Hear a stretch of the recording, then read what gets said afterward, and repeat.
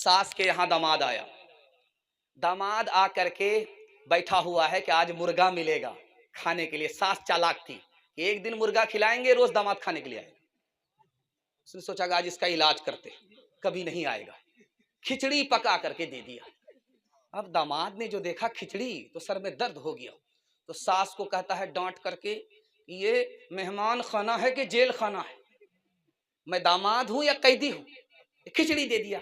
तो सास बड़ी चालाक थी, उसने कहा बेटा खिचड़ी को बुरा भला मत कहो, ये खिचड़ी बहुत अच्छी ग़िज़ा होती है, अमीर भी खा लेते हैं, गरीब भी खा लेते हैं, किसी का पेट खराब नहीं होता। समझ में आ गया मुर्गा बचाने की प्लानिंग है। तो दामाद ने कहा कि अम्मा खिचड़ी तो खिला रही हो लेकिन घी तो ला करके दो। अब बुढ़िया जो छुपा करके घी रखा था, ला करके ढक्कन खोला तो हाथ में हरकत थी, घी ज्यादा पड़ गया। अब बुढ़िया को लालच हो गया कि सारा घी तो दामाद ही खा जाएगा। मंतिक से बुढ़िया ने कहा कि बेटा अकेले खाओगे बरकत नहीं होगी, साथ में शामिल कर लो, बरकत ही बरकत होगी। समझ में आ गया ये पूरा खाने खिला नहीं सकती है, ये खाने देगी नहीं।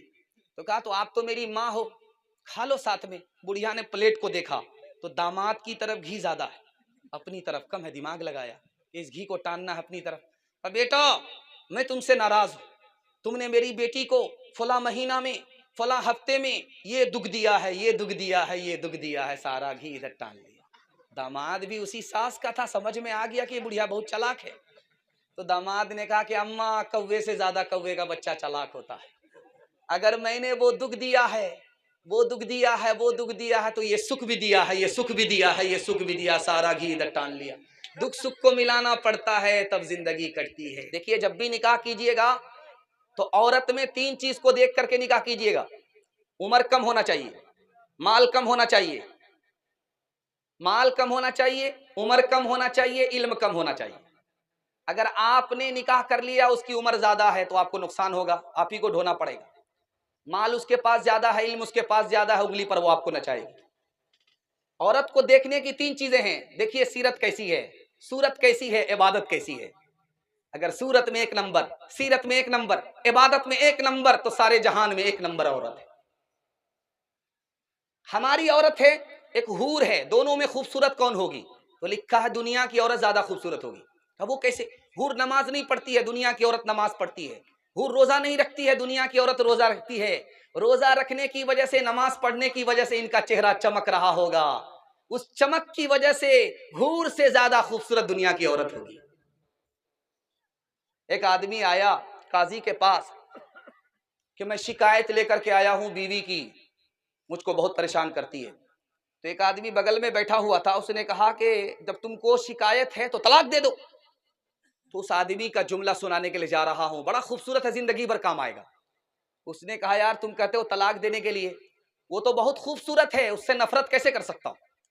वो तो मेरे बच्चे की माँ है, उसको छोड़ कैसे सकता हूं? कहा जब औरत तुम्हारी बदतमीज है तलाक दे दो। कहा बदतमीज जरूर है लेकिन आबरू का सौदा करने वाली नहीं है, इसलिए मैं उसको तलाक नहीं दे सकता।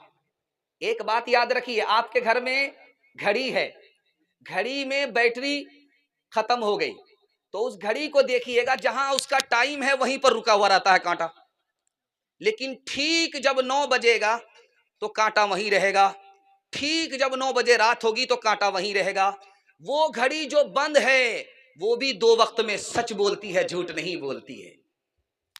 अब देखिएगा रात भर दिन भर बीवी की शिकायत करने वालों को देखिएगा, यहां बीवी की शिकायत करेंगे, वहां बीवी की शिकायत करेंगे। अरे अल्लाह का बंदा, शिकायत क्यों करते हो? दुनिया में हर इंसान के अंदर खूबी भी है, खामी भी है। सारी खामी तो नहीं होगी, उसके अंदर 2-4 खूबी भी तो होगी। सबर करो, अल्लाह इसका बदला देगा, उसको हिदायत देगा, टूटे फूटे घर को तुम्हारी जन्नत बना देगा। न थी हाल की जब हमें अपनी खबर, न थी हाल की जब हमें अपनी खबर, रहे देखते औरों के ऐबों हुनर।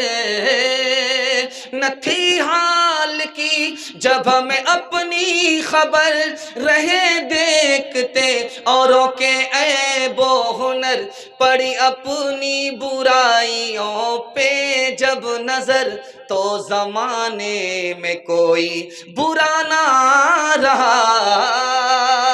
बुरा जो देखन मैं चला बुरा न मिलिया कोई, बुरा जो देखन मैं चला, बुरा न मिलिया कोई, जो दिल खो जा अपना, जो दिल खो जा अपना, मुझसे बुरा न कोई, मुझसे बुरा न कोई।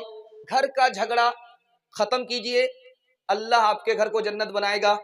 इतनी मोहब्बत, इतना सुकून आपको घर में मिलेगा कि बाहर आपका दिल नहीं लगेगा।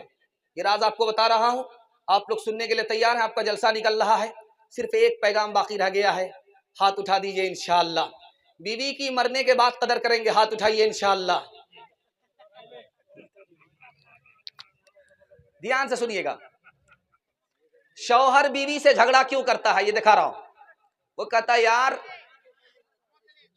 मैं अगर अपनी माँ की बात नहीं मानता तो अच्छा था, मैं अपने चचा की बेटी से निकाह नहीं करता तो बहुत अच्छा था, मैं अपने रिश्तेदार में निकाह नहीं करता, फलां जगह कर लेता तो बहुत अच्छा था। और जानते हैं उसका झगड़ा क्या है शौहर का? शौहर का झगड़ा ये है कि मेरी बीवी मेरी तरह हो जाए। गलत है ये, कभी भी बीवी हमारी तरह हो ही नहीं सकती। और ये सोच लीजिए आप, जितनी भी ताकत लगाइए आप, हमारी बीवी हमारी तरह हो ही नहीं सकती। हमारा झगड़ा क्या रहता है कि हमारी बीवी हमारी तरह हो जाए। और सास का झगड़ा क्या रहता है जानते हैं? ये मेरे घर का पैसा अपने माँ बाप के यहाँ भेज रही है, बदगुमानी है। ये मेरे बेटे पर हुकूमत कर रही है, बदगुमानी है। मैं इस घर की मालिक हूं, मेरी बहू मेरे घर की मालिक नहीं है। इसकी वजह से सास का झगड़ा रहता है। और बहू का झगड़ा क्या रहता है? जल्दी से आपका जलसा निकल रहा है, बिल्कुल बैठ जाइए, जलसा आपका निकल रहा है, दुआ तक आपका जलसा पहुंच गया है। ध्यान से सुनिएगा, बहू का क्या झगड़ा रहता है कि मुझे बाप ने रानी बना करके भेजा है, मैं किसी की नौकरानी नहीं हूं, अगर आज दब गई ये लोग जिंदगी भर दबाएंगे। और ननद का भुजाई से क्या झगड़ा रहता है कि ये भाभी मुझको रोकने वाली कौन होती है, टोकने वाली कौन होती है, मेरी मर्जी है, मैं जहां जाऊं, जिससे बात करूं, जहां से आऊं, ये भाभी मुझे टोकने वाली कौन होती है। अब देखिए झगड़ा कैसे खत्म होगा, सुनने के लिए आप लोग तैयार हैं? झगड़ा खत्म करने के लिए तैयार हैं? हाथ उठा दीजिए। बेटी की तरफदारी में दामाद को जेल भेजेंगे, हाथ उठाइए इंशाल्लाह, बिल्कुल सही जा रहा है। ये देखिए इस पर भी कोई ना कोई हाथ उठा रहा है, जरा ध्यान से सुनिएगा। शौहर अपनी बीवी से कहे कि तुम मेरे माँ बाप की खिदमत करो, मैं तुम्हारे माँ बाप की खिदमत करूंगा, उसी दिन झगड़ा खत्म हो जाएगा।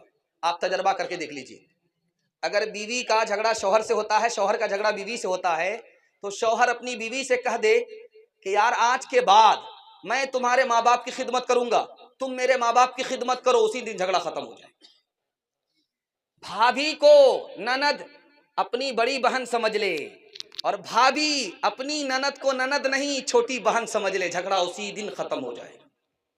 सास अपनी बहू को जिस दिन अपनी बेटी मान लिया, उसी दिन झगड़ा खत्म हो जाएगा।